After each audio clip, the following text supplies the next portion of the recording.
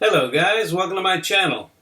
We took a little trip up to Georgia. That's why I haven't had published anything, haven't really been up to anything other than a little vacation, sort of visit the family up in Georgia. Brother-in-law's got some property up there, so we took a nice little road trip. Just got back, had to take care of the lawns and all the shrubs and all the things that need work when you're not at home. And I had to help out my sister-in-law, who her air conditioner quit working on her Kia 2015 Optima. So we had to work on that, change the evaporator, and that's really what this video is about. 2015 Kia evaporator replace. So in the background here, I've got my wife shot a few videos. We didn't make an instructional video out of it. It's just a informational video that I believe anybody that has the skills, it might help them out if they need to do it. People that have the skills don't really need all the hand in hand information. So I think it's usable for some people that might need this help. So here we are. My wife is so thankfully there to help me lift this dash. So I already took all the bolts out, and I'll talk about that in a minute, what supports it. So here we are making the lift. So we roll this dash back on its back side to where the steering column is resting on the front seat. You should have your seats all the way in the back position, and then I'm going to come over here and check this side. And there was an antenna cable that I didn't disconnect yet. So that's what I'm going to be doing next. Reaching in here, there's one that goes up the A-pillar. Let me see if I can get a shot of that. So you can see this cable right here. It's going up to the A-pillar. And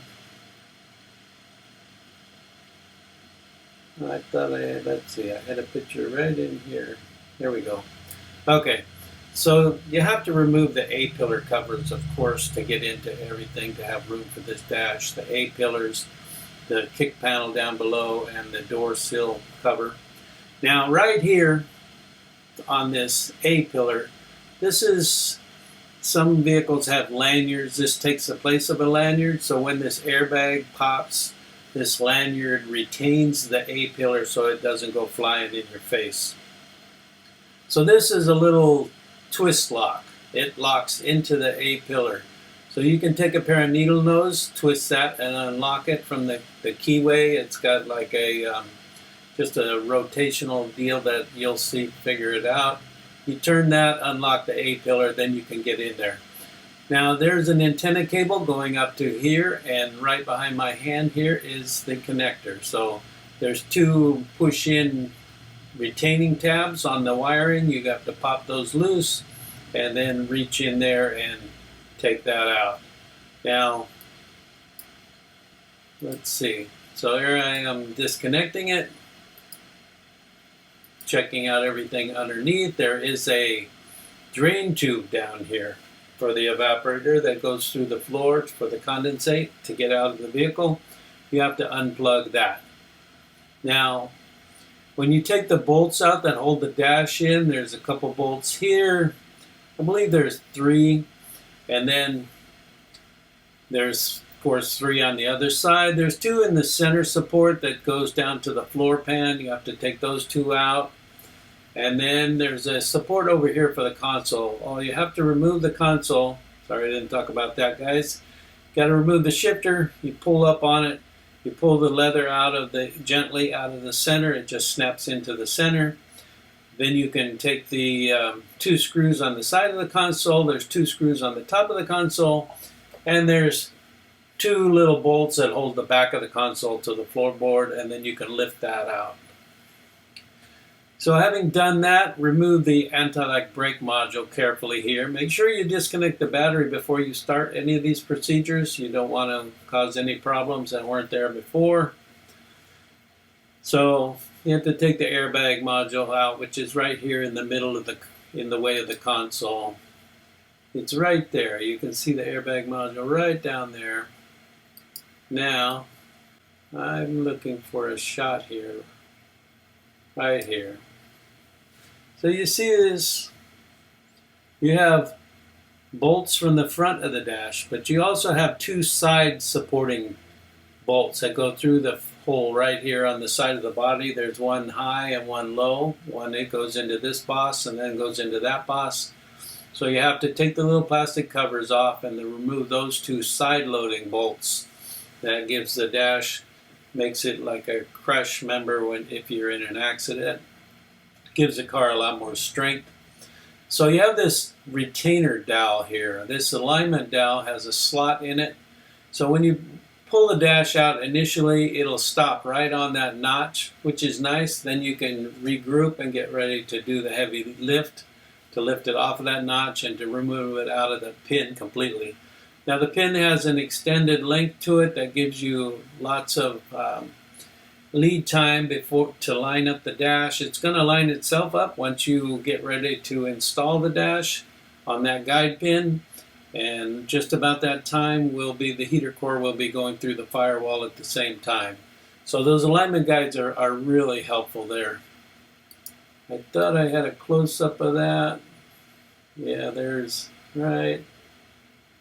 I guess that's the closest I got. So there's a good shot of the side holes that you have to access the bolts that go into here, into there. Now, there's two connectors right down here on the behind the kick panel. You have to undo those two, like I said, plus the antennas going up the A pillar.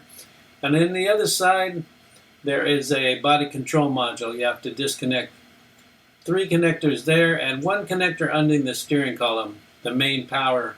And then that harness is free from the dash, and then the dash is ready to come out. So this is a view through the windshield looking down. Here's the evaporator that I have to get to. Now at this time she was taking a picture with the phone and I was getting regrouped because we have to move this dash further back.